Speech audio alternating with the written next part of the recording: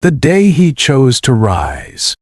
The alarm had been ringing for 10 minutes, but Adam just sat on the edge of his bed, staring at it. He wasn't frozen because he couldn't hear it. He simply didn't care. He was tired. Tired of starting. Tired of failing. Tired of himself. For months, his life had been a cycle of almosts. Almost finishing that online marketing course he'd paid $200 for. Almost sticking with the gym membership that was draining his bank account every month. Almost building that app idea that kept him awake at night with excitement, only to abandon it by morning. But almost had never carried him across the finish line. His room told the story better than he could. Dusty running shoes sat in the corner. The same ones he'd bought with such determination 3 months ago, promising himself he'd run every morning. A half-read book on entrepreneurship lay abandoned on the desk, bookmarked at chapter 3, just like the 5 others beneath it. Crumpled sketches of projects that never saw daylight littered the floor.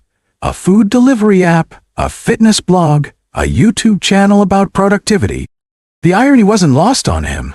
Every night he whispered the same lie to himself. Tomorrow, I'll start again. And every morning, tomorrow slipped further away like sand through his fingers. He'd scroll through social media, watching his old classmates get promoted, start businesses, travel the world, while he remained stuck in the same apartment, the same job, the same endless loop of procrastination. The worst part wasn't the failure. It was the shame that followed him everywhere. At family dinners, when relatives asked about his plans. At work, when colleagues discussed their side projects. In mirrors, when he caught glimpses of someone he barely recognized anymore. He'd become an expert at making excuses sound like reasons. Then, as he sat in that familiar silence, his phone buzzed. It was a message from his younger brother, Marcus. Just 7 words. Adam, I look up to you. Don't give up. Those words hit harder than all of Adam's failures combined. Because suddenly, it wasn't just about him anymore. Marcus was 22, fresh out of college, full of the same dreams Adam had once carried. If Adam gave up now, he wouldn't only lose his own future. He would teach his brother that dreams were meant to die quietly in dusty corners. That thought hurt more than any rejection letter, any failed attempt, any broken promise he'd made to himself. Adam remembered being Marcus's age, when everything seemed possible. He remembered the nights they'd stay up talking about changing the world, building something meaningful, making their parents proud. When had he stopped believing? When had someday become never? So, for the first time in a long time, Adam made a choice. Not a perfect choice. Not a confident choice. Just a choice. He stood up, grabbed those dusty shoes, and started lacing them up. His mind immediately protested. You're out of shape. People will stare. You'll quit after a block like always. But this time, instead of listening, he walked outside and started to run. The first block felt like fire in his chest. His legs screamed. His lungs burned. His mind shouted, "Turn back! This is embarrassing. You're not a runner." But he didn't turn back. Because somewhere between those gasps for air, Adam realized something profound. The voice telling him to quit was the same voice that had been making his decisions for months. And today, he was going to make his own decisions. He ran 4 blocks that first day. Not impressive by any standard, but it was 4 blocks more than yesterday. When he got home, sweaty and exhausted, he did something he hadn't done in months. He felt proud of himself. That single run became the spark, but Adam knew sparks die without fuel. So he made his second crucial decision. He would build systems, not just rely on motivation. He set his alarm 15 minutes earlier and placed it across the room, forcing himself to get up. He laid out his running clothes the night before. He downloaded a Couch to 5K app that would guide him gradually. Most importantly, he texted Marcus every morning to report his progress, accountability that felt like love rather than pressure. The next day, he woke up early, not because he wanted to, but because he had promised himself. And Adam was tired of breaking promises to the person who mattered most, himself. Then he picked up those old sketches scattered on his floor. Instead of seeing them as evidence of his failure, he saw them as proof of his creativity.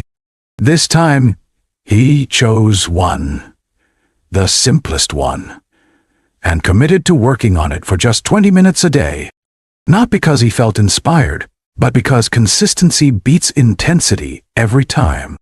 He started applying to jobs he once thought were out of reach, not because he suddenly felt qualified, but because he realized that qualified was often just another word for ready to try.